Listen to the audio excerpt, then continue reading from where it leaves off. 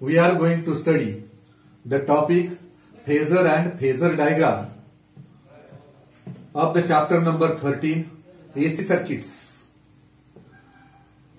Alternating current and EMF can be represented by rotating vectors with the angle between them equal to the phase difference between current and EMF. A rotating vector that represents a quantity varying sinusoidally with time is called a phasor, and the diagram representing phasor is called a phasor diagram. The phasors for alternating current and alternating EMF are inclined at an angle omega t or omega t plus alpha with the horizontal axis and rotates in an anti-clockwise direction. The length of the phasor represents the maximum value of the quantity, that is I naught and E naught. The projection of the vector on fixed axis gives the instantaneous value of alternating current and EMF.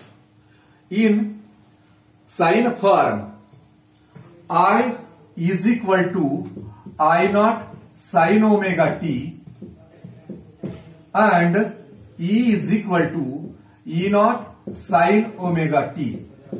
Projection is taken on vertical axis. In cosine form, I is equal to I naught cos omega t and E is equal to E naught cos omega t. In this case, the projection is taken on the horizontal axis, that is x-axis. The phasor diagrams are useful for adding harmonically varying quantities. Let us study AC voltage applied to a resistor. Consider an alternating EMF applied to a resistor of resistance capital R. The instantaneous value of applied alternating EMF is given by E is equal to E naught sine omega t. This is equation number 1.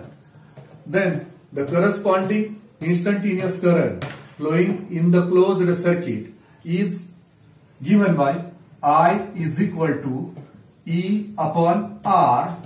Therefore, I is equal to E naught sine omega t upon R. Therefore, I is equal to E naught upon R is I naught into sine omega t. This is equation number 2. From equation 1 and 2, it is clear that there is no phase difference between applied instantaneous alternating EMF and the resulting instantaneous current in the circuit. That is, alternating EMF and alternating current in the purely resistive circuit are in same phase, and it can be noted that alternating current I is maximum I naught at an instant when EMF is maximum, and current is minimum, that is 0, at an instant when EMF is 0. Now we can obtain different values of instantaneous alternating EMF and instantaneous alternating current corresponding to omega t. for omega t equal to 0, sin omega t is equal to 0, since sin 0 is equal to 0.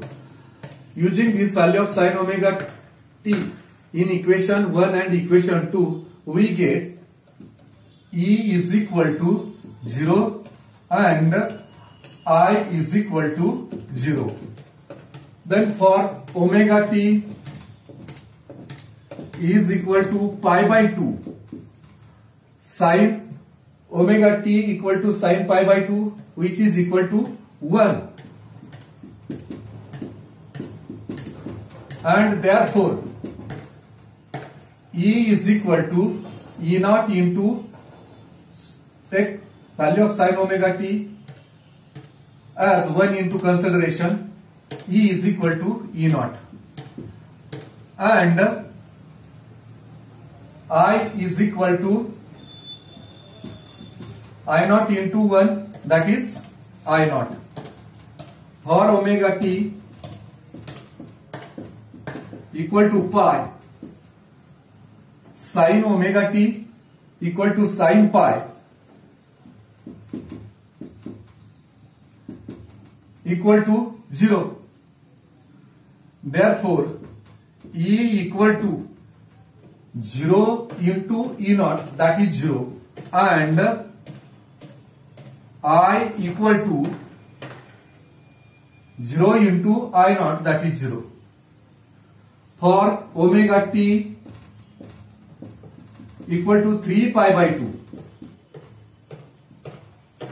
sin omega t is equal to sin 3 pi by 2, and it is equal to minus 1.